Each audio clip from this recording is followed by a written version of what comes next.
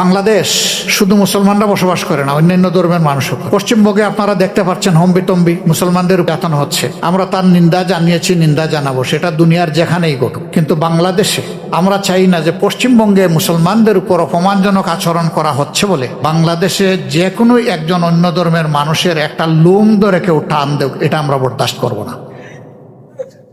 এই দেশ আমাদের সকলের, এই দেশের অধিকার বুক করার অধিকারও সকলের সমান। আমরা সেই হারমোনি, আমাদের শিষ্টাচার আমরা ইনশাল্লাহ মেনে চলব। এটাই ইসলামের সুখ। বলবেন যে তারা আমাদের ভাই, এখানে আমরা প্রতিশোধ নিতে পারি না।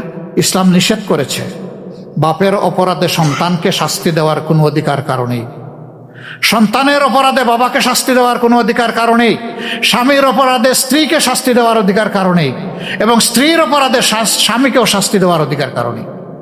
এতটুকু যদি না থাকে, তাইলে অন্য দেশের কোনো কিছুর জন্য আমার দেশে আমি দেশকে অস্থির করে তুলব, এর অধিকার আমাদের নেই। এটা কেউ করতে গেলে আমরা দিব না করতে, তার হাত অবশ করে দেব। আমরা আমাদের সামাজিক শৃঙ্খলা, সৌন্দর্য, শান্তি নষ্ট করতে দেব না। সম্মানিত সুধীমণ্ডলী, নামাজের সময় আসন্ন হয়ে যাওয়া, আমি কথা এখানেই শেষ করছি, বাকিটা রেখে দিলাম। আপনারা দোয়া করবেন, যতদিন আল্লাহ তাআলা আমাকে হায়াত দিয়েছেন, সুস্থ রেখেছেন, ততদিন মানুষের জন্য যেন আমি কাজ করে যেতে পারি। আমি কথা দিয়েছিলাম নির্বাচিত হলে সরকারি সুযোগ সুবিধা নিব না, যতটুকু না নিয়ে পারি চেষ্টা করব। আলহামদুলিল্লাহ, সরকারের সকল সুযোগ সুবিধা আমি নিচ্ছি না। আশা করি জামাতের আমিরের কথাগুলো আপনারা শুনছেন। অবশ্যই আপনাদের মন্তব্য কি হতে পারে সেটা কিন্তু আমি জানি না।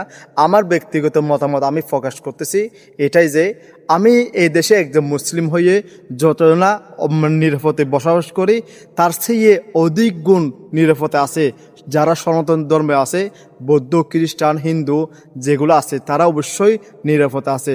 5ই আগস্টে তাদের মন্দিরগুলো খারাপ পাহারা দিয়েছে। তো আসলে ওই যে পার্শ্ববর্তী যেগুলো বন্ধুরাষ্ট্র একটা আছে না, তারা সবসময় তারা একটা দাবি করে আমরা কিনা সনাতন ধর্মের উপরে আমরা নির্যাতন করি। এটা সম্পূর্ণ ভুয়া তথ্য এবং ভিত্তিহীন একটা কথা। আসলে এগুলো হচ্ছে সম্পূর্ণ প্রতিহিংসার রাজনীতি বসে তারা কথাগুলো বলতে থাকে।